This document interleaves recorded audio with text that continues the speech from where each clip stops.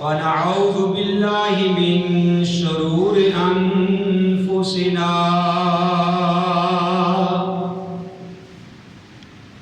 ومن سيئات أعمالنا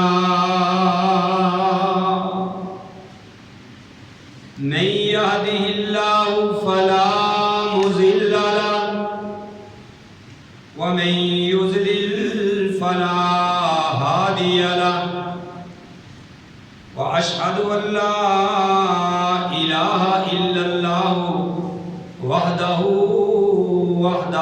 لا شريك له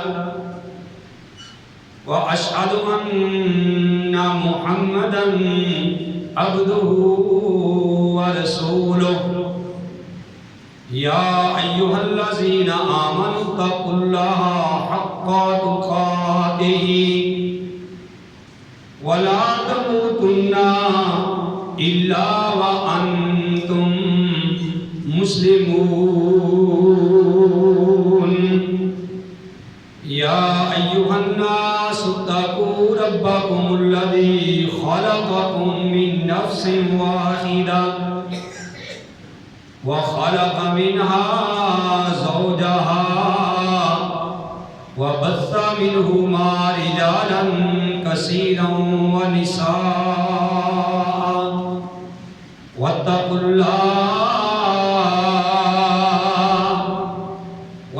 الله الذي تساءلون به والأرحام إن الله كان عليكم رقيبا يا أيها الذين آمنوا اتقوا الله وقولوا قولا سديدا يصلح لكم أعمالكم ويغفر لكم ذنوبكم ومن يطع الله ورسوله فقد فاز فوزا عظيما أما بعد فإن خير الحديث كتاب الله وخير الهدي هدي محمد صلى الله عليه وآله وسلم وشر الأمور محدثاتها وكل محدثة بدعة وكل بدعة ضلالة وكل ضلالة في النار. أعوذ بالله السميع العليم من الشيطان الرجيم. بسم الله الرحمن الرحيم. قال الله تبارك وتعالى في القرآن المجيد والفرقان الحميد وأتموا الحج والعمرة لله، اور پورا کرو حج اور عمرہ للہ اللہ کے لیے. وقال اللہ تعالی فی مقام آخر الحج اشہر معلومات، حج کے مہینے معلوم ہیں. فمن فرض فیہن الحج، اور جو کوئی پروگرام بنائے ان دنوں میں حج کا، فلا رفث ولا فسوق، بس نہ وہ رغبت کرے عورتوں کی طرف اور نہ کوئی گناہ کا کام کرے. ولا جدال فی الحج، اور نہ کوئی جھگڑا کرے حج کے دلوں میں. وما تفعلوا من خیر یعلمہ اللہ، جو بھی تم نیکی کرو گے اللہ اس کو جانتا ہے. وتزودوا، اور زادِ راہ لے لیا کرو، خرچ لے لیا کرو.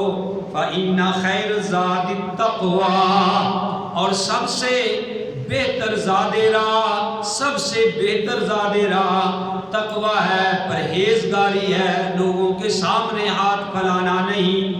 واتقونی یا اولی الالباب، اور اللہ سے ڈرو، واتقونی، اللہ کہتا ہے مجھ سے ڈرو اے عقل والو۔ وقال النبی صلی اللہ علیہ وآلہ وسلم، فرمایا نبی کریم صلی اللہ علیہ وآلہ وسلم نے کہ ان اللہ فرض اللہ علیکم الحج، بے شک اللہ نے تم پر حج کو فرض کیا ہے، فحجوا، بس تم حج کرو۔ وقال النبی صلی اللہ علیہ وآلہ وسلم، اور فرمایا نبی کریم صلی اللہ علیہ وسلم نے ایک اور مقام پہ، العمرۃ الی العمرۃ کفارۃ لما بینہما، ایک عمرے سے لے کر دوسرا عمرہ سارے گناہوں کا کفارہ بن جاتا ہے۔ والحج مبرور لیس لہ جزاء الا الجنہ، اور جو حج مقبول ہے، جس کا حج قبول ہو جائے، اس کا سوائے جنت کے اور کوئی بدلہ نہیں، یعنی اس کے لیے جنت واجب ہو جاتی ہے۔ محمد کی جس دل میں الفت نہ ہوگی، سمجھ لو کہ قسمت میں جنت نہ ہوگی۔ بھٹکتا رہا ہے، بھٹکتا رہے گا، محمد سے جس کو عقیدت نہ ہوگی۔ کرے جو اطاعت دل سے محمد کی صلی اللہ علیہ وسلم، کرے جو اطاعت دل سے محمد کی، اس کو پیر و مرشد کی حاجت نہ ہوگی۔ حمد و ثنا کے لائق اللہ رحیم و کریم کی ذات پاک ہے۔ حمد و ثنا کے بعد لاکھوں اور کروڑوں درود السلام امام الانبیاء، امام القبلتین، امام الثقلین، امام الحرمین، امام اعظم، مرشد اعظم، رہبر اعظم، آمینہ کے لال، عبداللہ کے در یتیم، ساری کائنات کے سردار محمد الرسول اللہ صلی اللہ علیہ وآلہ وسلم کی ذات گرامی کی۔ محترم حضرات، میں نے آپ کے سامنے قرآن حکیم سے 2-3 مختصر آیات کے ٹکڑے آپ کے سامنے بیان کیے۔ اللہ رحیم و کریم سے دعا ہے کہ اللہ مجھے صحیح بیان کرنے کی توفیق نصیب فرمائے، پھر اللہ ہم سب کو سن سنا کے صحیح معنوں میں اس پہ عمل کرنے کی توفیق نصیب فرمائے۔ میرے بھائیوں، میں نے جو آیات کریمہ آپ کے سامنے تلاوت کی ہیں وہ حج اور عمرہ کے بارے میں ہے۔ اللہ احکم الحاکمین نے اپنی کلام پاک کے اندر ارشاد فرمایا، وَأَتِمُّ الْحَجَّ وَالْعُمْرَةَ لِلَّهِ، کہ اے کائنات کے لوگوں، حج اور عمرہ مکمل کرو، پورا کرو، کس کے لیے؟ اللہ کے لیے، جس کے بارے میں اللہ احکم الحاکمین نے اپنے پیارے نبی جناب محمد الرسول اللہ صلی اللہ علیہ وآلہ وسلم کی زبان اطہر سے یہ الفاظ نقلوائے کہ قل، اے نبی آپ اعلان کر دیجئے، ان صلاتی و نسکی و محیای و مماتی للہ رب العالمین، کہ جس طرح حج اور عمرہ اللہ کے لیے ہے، اس طرح اے نبی آپ اعلان کر دیجئے کہ میری نماز، میری قربانی، میرا جینا، میرا مرنا للہ، اللہ کے لیے۔ میرے بھائیوں، دوسرے مقام پہ اللہ احکم الحاکمین نے فرمایا، وَلِلَّهِ عَلَى النَّاسِ حِجُّ الْبَيْتَ مَنِ اسْتَطَاعَ إِلَيْهِ سَبِيلًا، کہ اللہ کے لیے ہے لوگوں کے اوپر حج کس کے اوپر؟ من استطاع الیہ سبیلا، جو حج کی طرف جانے کی طاقت رکھتا ہے۔ اللہ نے بتا دیا کہ حج اس کے اوپر فرض ہے، گھبرانے کی ضرورت نہیں کہ حج بہت مہنگا ہو گیا ہے جی، 10 لاکھ کا حج ہو گیا ہے، 8 لاکھ کا حج ہو گیا۔ میرے بھائیوں ٹینشن لینے کی کوئی ضرورت نہیں ہے، کیونکہ اللہ نے اپنے قرآن میں یہ فرما دیا کہ وَلِلَّهِ عَلَى النَّاسِ حِجُّ الْبَيْتِ مَنِ اسْتَطَاعَ إِلَيْهِ سَبِيلًا، کہ حج تو اس کے اوپر میں نے فرض کیا ہے جو اس کی طرف جانے کی استطاعت رکھتا ہے، جس کے پاس طاقت ہے۔ اللہ نے اس کو صحت بھی دی ہے، اللہ نے مال بھی دیا ہے، اللہ نے اس کو مال دیا ہے اور وہ تندرست بھی ہے، صحت بھی ہے، بالغ بھی ہے، آزاد بھی ہے، اس کے اوپر فرض ہے۔ دوسروں کو ٹینشن لینے کی ضرورت نہیں۔ اگر وہ آدمی نماز پڑھتے ہیں تو ان کا وہی حج ہے، کیونکہ جو آدمی 5 وقت کی نماز ادا کرتا ہے، جس طرح پیارے نبی علیہ السلام نے فرمایا کہ جو بندہ حج کرتا ہے، جب اس کا حج مکمل ہو جاتا ہے، اللہ کے حج قبول ہو جاتا ہے، وہ اسی طرح پلٹ کے واپس آتا ہے گناہوں کو صاف کر کے کہ جس طرح اس کی ماں نے اس کو آج ہی جنا ہے۔ تو اسی طرح پیارے نبی علیہ السلام نے فرما دیا کہ جو آدمی 5 وقت نماز ادا کرتا ہے، 5 وقت نماز ادا کرتا ہے، نبی علیہ السلام نے فرمایا اے میرے صحابہ تمہارا کیا خیال ہے کہ اگر کوئی ایک دن میں 5 بار غسل کرے، اس کے گھر کے آگے نہر جاری ہو، 5 وقت وہ اس میں روزانہ نہائے، کیا اس کے جسم کے اوپر کوئی میل کچیل باقی رہ جائے گی؟ صحابہ نے کہا یا رسول اللہ صلی اللہ علیہ وسلم، جو آدمی 5 بار روزانہ نہر میں نہائے گا اس کے جسم کے اوپر میل کچیل باقی نہیں رہے گی۔ پیارے نبی علیہ السلام نے ارشاد فرمایا کہ اسی طرح جو آدمی 5 وقت کی نماز ادا کرتا ہے، جس طرح 5 وقت نہر میں نہانے والا اس کے جسم پہ کوئی میل کچیل باقی نہیں رہتی، اسی وقت طرح جو آدمی 5 وقت کی نماز ادا کرتا ہے اس کے ذمے کوئی گناہ باقی نہیں رہتا۔ تو میرے بھائیو حج مہنگا ہے تو کوئی بات نہیں، آپ 5 وقت کی نماز ادا کریں۔ اگر اللہ نے آپ کو مال دیا ہے، اللہ نے آپ کو مال دیا ہے، اس میں سے زکوٰۃ ادا کریں۔ اگر آپ اپنے مال کی زکوٰۃ ادا کر رہے ہیں تو پیارے نبی علیہ السلام سے یہ بات ثابت ہے کہ اللہ تمہارے یعنی گناہوں کو بھی پاک کر دیتا ہے، اللہ تمہارے گناہوں کو معاف کر دیتا ہے، اللہ تمہارے مال کو پاک کر دیتا ہے۔ حج مہنگا ہو گیا تو کوئی بات نہیں، اگر آپ کو اللہ نے مال دیا ہے اس میں سے آپ زکوٰۃ ادا کریں۔ اگر تیرے والدین زندہ ہیں تو آپ کو ٹینشن لینے کی ضرورت نہیں۔ پیارے نبی علیہ السلام نے فرمایا کہ جو اپنے والدین کی طرف ایک دفعہ خوشی کے ساتھ، پیار محبت سے خوشی کے ساتھ ایک بار دیکھتا ہے، اللہ تعالیٰ اس کو حج کا ثواب عطا کر دیتے ہیں۔ جو 2 بار دیکھے 2 حج کا ثواب ملتا ہے۔ تو میرے بھائیو اللہ نے یہ اعلان کر دیا کہ وَلِلَّهِ عَلَى النَّاسِ حِجُّ الْبَيْتِ مَنِ اسْتَطَاعَ إِلَيْهِ سَبِيلًا، حج تو اس کے اوپر فرض ہے جو وہاں جانے کی طاقت رکھتا ہے۔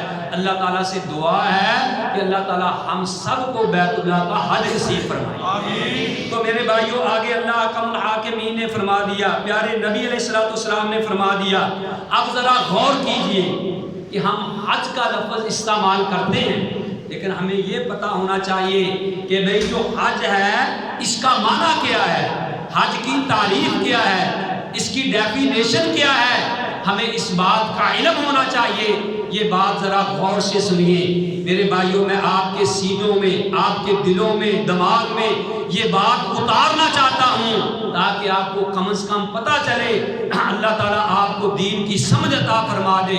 حج کا جو شرعی معنی ہے، لغوی معنی ہے، وہ ہے القصد الی بیت اللہ الحرام، کہ حج کا مطلب یہ ہے کہ میرے بھائیوں اللہ کے گھر کی زیارت کرنا۔ سنیے ذرا آگے، للأعمال المخصوص، مخصوص اعمال کے ساتھ، وہاں جا کے اپنی مرضی نہیں کرنی، مخصوص اعمال کے ساتھ مخصوص اور مقام اور مخصوص جگہ میں حج کرنا ہے۔ ہر جگہ پہ حج نہیں ہوتا، مخصوص جگہ پہ حج کرنا ہے۔ وہ کہاں ہے؟ بیت اللہ۔ میرے بھائیوں سنیے ذرا بات کہ اگر ایک مکان بنا لیا جائے، اس کی ایک اینٹ سونے کی ہو، ایک اینٹ چاندی کی ہو، گارا اس کا کستوری کا ہو، رب کعبہ کی قسم جس طرح بیت اللہ کے ارد گرد طواف کرنا ضروری ہے، اگر وہ گھر اگر آپ نے بنایا ہے، کسی بادشاہ نے بنایا ہے، وہ سونے چاندی کستوری کا بنا ہوا ہے، اس گھر کے ارد گرد طواف کرنا جائز نہیں ہے۔ وہ صرف ایک ہی گھر ہے جس کو بیت اللہ کہتے ہیں، صرف اسی گھر کا طواف کیا جائے گا، اسی کے ارد گرد ثواب سمجھ کے چکر لگائے جائیں گے۔ پوری دنیا جہان میں ایک گھر بھی ایسا نہیں کہ جس کے ارد گرد ثواب سمجھ کے چکر لگائے جائیں، اس کو بیت اللہ کا نام دے کے چکر لگائے جائیں۔ امام شافعی رحمہ اللہ، میں ذرا وضاحت کروں، بات میری غور سے سننا۔ امام شافعی طواف کر رہے تھے بیت اللہ، ایک ان کے آگے آگے آدمی جو بڑا گناہگار تھا، بڑا سیاہکار تھا، بڑا ہی بدکار تھا، وہ بھی امام شافعی کے آگے آگے طواف کر رہا ہے، کہہ رہا ہے لبیک اللہم لبیک لا شریک لک لبیک، اے اللہ میں حاضر ہوں، اے اللہ میں تیرے در پہ حاضر ہوں، اللہ تیرا کوئی شریک نہیں ہے۔ آسمانوں سے غیبی آواز آ رہی ہے، لا لبیکا ولا سعدیکا، نہ تیرا حج قبول ہے اور نہ تیرا آنا یہاں منظور ہے۔ بار بار غیبی آواز آ رہی ہے۔ وہ بندہ پھر کہہ رہا ہے لبیک اللہم لبیک لا شریک لک لبیک۔ امام شافعی اس کو کہتے ہیں کہ بھئی تو بار بار لبیک کہہ رہا ہے، تجھے غیبی آواز سنائی نہیں دے رہی کہ آواز غیبی آ رہی ہے، لا لبیک لا سعدیک، نہ تیرا یہاں آنا قبول ہے نہ تیری حاضری قبول ہے، کیوں بار بار یہ الفاظ کہہ رہا ہے؟ اور میرے بھائیوں بات غور سے سنیں، جب امام شافعی رحمہ اللہ نے اس کو یہ بات کہی تو اس طواف کرنے والے نے کہا اے شافعی پھر مجھے اس گھر کے علاوہ کوئی اور در بتا دے کہ جس کے ارد گرد میں لبیک کہہ سکوں۔ جب یہ بات کہی تو اس نے پھر کہا لبیک اللہم لبیک، تو آسمان سے آواز آئی لبیک یا عبدی، اے بندے تیرا آنا قبول ہو گیا، میں نے تیری حاضری قبول کر لی ہے۔ تو میرے بھائیوں بتانے کا مقصد یہ ہے کہ دنیا جہان میں کوئی ایسا گھر نہیں کہ جس کے گرد اس طریقے سے چکر لگائے جائیں، وہ صرف اللہ کا گھر ہے۔ الحج شہر معلومات، حج کے مہینے معلوم ہیں، اور جو مہینے حج کے ہیں اس کے علاوہ کسی اور مہینے میں جو احرام باندھنا بھی جائز نہیں ہے۔ تو میرے بھائیوں بیت اللہ تو اس نظر سے کہ وہاں جو مخصوص اعمال ہے وہی ہم نے کرنے ہیں، کیونکہ وہی جگہ ہے جس جگہ پہ میرے بھائیوں حاضری لبیک کہہ کے دی جا سکتی ہے، اور وہی جگہ ہے جو دل کی بیماریوں کا علاج ہے۔ اور میں یہ بات کہا کرتا ہوں میرے بھائیوں غور سے سن لو کہ دل کی بیماریوں کا علاج، دل کی بیماریوں کا علاج نہ ملتان میں ہے، نہ کوفے میں ہے، نہ بصرے میں ہے، نہ اجمیر میں ہے، نہ بریلی میں ہے، نہ دیوبند میں ہے، نہ اجمیر میں ہے، اور رب کعبہ کی قسم ہے اگر دل کی بیماریوں کا علاج ہے تو وہ مکے میں ہے یا مدینے میں ہے۔ دل کی بیماریوں کا علاج اگر ہے تو وہ مکہ کے اندر ہے یا مدینہ کے اندر ہے، ورنہ میرے بھائیوں دل کی بیماریوں کا علاج اور کہیں نہیں ہے۔ اگر کسی کو امن ملے گا تو مکے میں ملے گا یا مدینے میں ملے گا، اگر کسی کو مکے اور مدینے میں امن نہیں ملا، دنیا جہان کی وہ ٹھوکریں کھا لے، اس کو امن نہیں مل سکتا۔ اللہ تعالیٰ سے دعا ہے کہ اللہ تعالی ہم سب کو بیت اللہ کی زیارت نصیب فرمائے۔ آمین۔ میرے بھائیوں میں یہ عرض کر رہا تھا کہ حج اور عمرہ کس کے لیے کرنا ہے؟ اللہ احکم الحاکمین کے آگے کرنا ہے، اور وہیں جا کے آپ نے سجدہ کرنا ہے، اور وہیں جا کے میرے بھائیوں آپ نے طواف کرنا ہے، اور وہی جگہ ہے جو سب سے عظیم جگہ ہے۔ ایک آدمی بیت اللہ کے ساتھ حجر اسود اور بیت اللہ کا جو دروازہ ہے اس کے ساتھ درمیان جگہ جو ہے جس کو ملتزم کہتے ہیں، اس کے ساتھ لوگ ایسے چمڑتے ہیں، ایسے چمڑ کے دعائیں کرتے ہیں۔ ایک آدمی اسی طریقے سے وہاں چمٹ کے ملتزم کی جگہ اس طریقے سے وہ دعائیں اللہ سے اللہ کو کہہ رہا تھا کہ اے اللہ میری فلاں دعا قبول کر، اے اللہ میری فلاں دعا قبول کر، اور ساتھ یہ کہہ رہا تھا کہ میں نے تیرے نبی کا فرمان سنا ہے کہ جو اس جگہ پہ چمٹ کے دعا کرے اللہ رد نہیں کرتا، اے اللہ تو میری دعا قبول کر۔ اور وہ بے خودی میں آ کے اللہ کو کہنے لگا اے اللہ اگر تو نے میری دعا قبول نہ کی، کل قیامت کا دن ہوگا، اللہ میں تیرے خلاف مقدمہ کروں گا، اے اللہ پھر مدعی میں ہوں گا اور گواہ محمد الرسول اللہ ہوں گے صلی اللہ علیہ وسلم، اس لیے کہ تیرے نبی کا میں نے فرمان سنا ہے کہ جو اس جگہ پہ چمٹ کے دعا کرے اللہ اس کی دعا کو رد نہیں کرتا۔ یہ اس کی شوق کی باتیں تھی، جس طرح کسی کہنے والے نے یعنی بڑے اپنے شوق کے انداز میں کہا ہے اللہ کو حاضر ہو کے کہ در تیرے تے میں اڈیاں رگڑ ساں، یعنی در تیرے تے میں، کسی نے کہا اڈیاں رگڑ ساں، کسی نے کہا در تیرے تے میں اڈیاں کر ساں، جے میں بال ایانا، چھوٹا بچہ اے اللہ در تیرے تے میں اڈیاں کر ساں، جے میں بال ایانا، نکی جئی ایک میں ضد کر بیٹھا، اللہ میں تیرے در تو خالی نہیں جانا۔ تو میرے بھائیوں وہ جگہ، تو اس جگہ پہ اللہ اگر لے کے جائے تو میرے بھائیوں اس طریقے سے پھر وہاں جا کے دعائیں کریں کہ اللہ میں نے تجھ سے لے کے ہی جانا ہے۔ میرے بھائیوں انسان کی زندگی کا سب سے اہم سفر جو ہے وہ بیت اللہ کا سفر ہے۔ سب سے اہم سفر کون سا ہے؟ بیت اللہ کا سفر ہے۔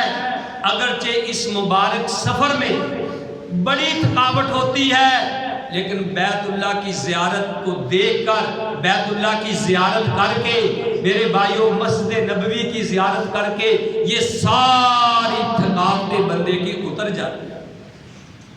کون سا ایسا انسان ہے کہ جو نہیں چاہتا کہ اللہ مجھے موقع دے تو میں حجر اسود کو بوسہ دوں؟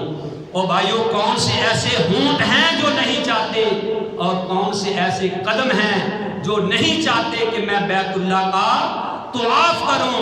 تو میرے بھائیوں حج اور عمرہ کرنے والے تو اللہ کے مہمان ہیں۔ مہمان بھی وہ ہیں جو اپنی مرضی سے نہیں گئے، اللہ کے بلانے پہ گئے ہیں۔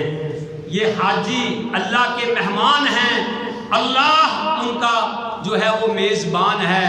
اور میں تو یہ بات کہا کرتا ہوں کہ جب بندہ بیت اللہ مکہ کا سفر کرتا ہے، مکہ سے جب وہ یعنی مدینہ کا سفر کر رہا ہوتا ہے، وہ مدینے کا سفر نہیں بلکہ جنت کا سفر کر رہا ہوتا ہے۔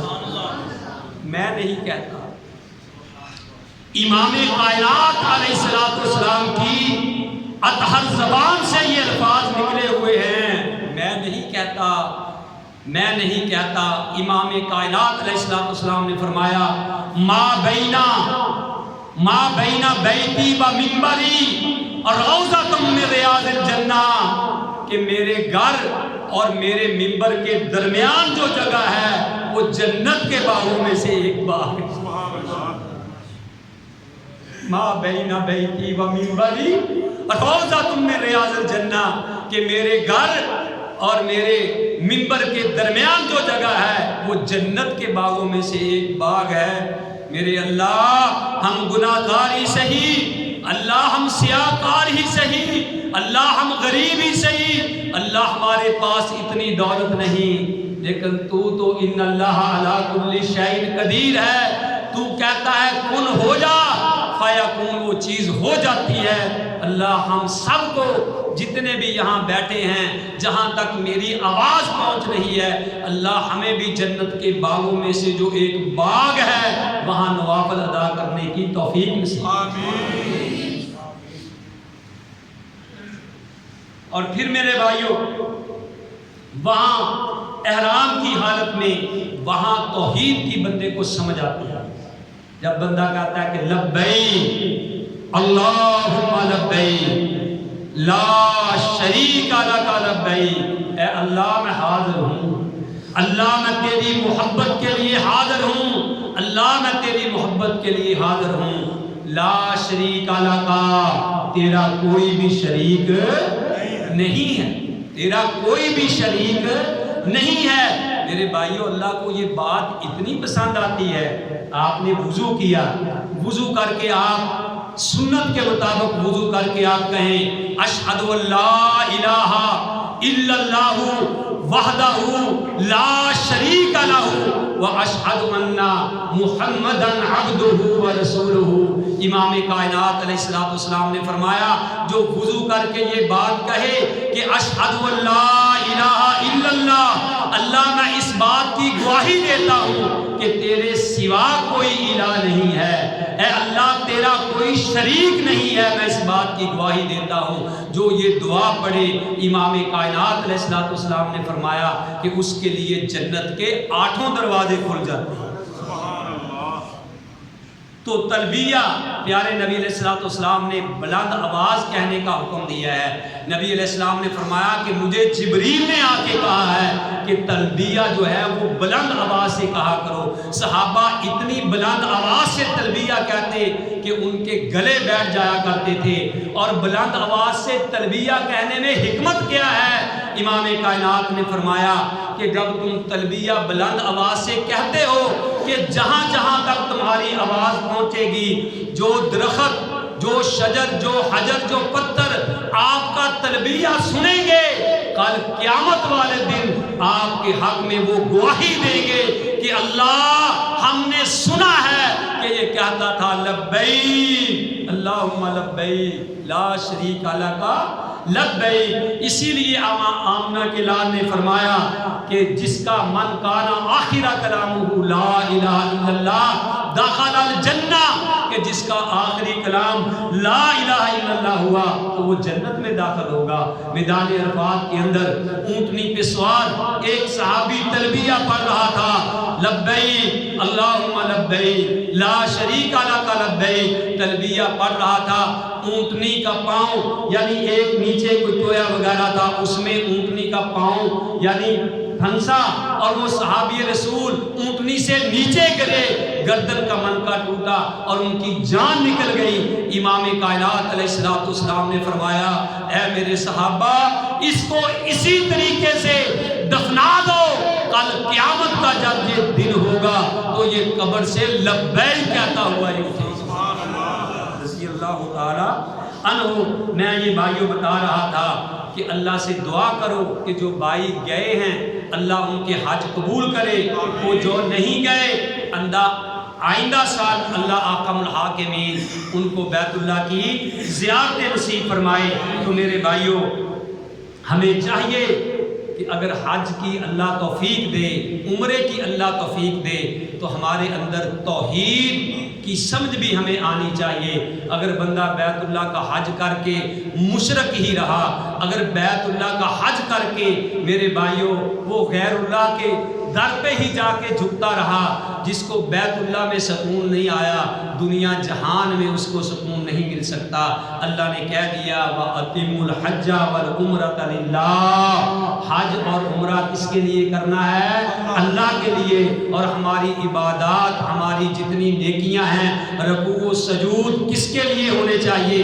اللہ کے لیے۔ التحیات للہ والصلوات والطیبات، ہماری ساری بدنی عبادتیں، ہماری جسمانی عبادتیں، قولی عبادتیں، فعلی عبادتیں کس کے لیے ہونی چاہیے؟ اللہ کے لیے۔ کیوں کہ اے نبی فرما دیجئے قل ان صلاتی و نسکی و محیای و مماتی للہ رب العالمین، کہ اے اللہ میری نماز، میری قربانی، میرا جینا، میرا مرنا اللہ کے لیے ہے جو ساری کائنات کو پالنے والا ہے۔ اللہ تعالیٰ سے دعا ہے کہ اللہ تعالیٰ ہم سب کو صحیح معنوں میں کتاب و سنت پہ عمل کرنے کی توفیق نصیب فرمائے۔ وما علیہ الا البلاغ۔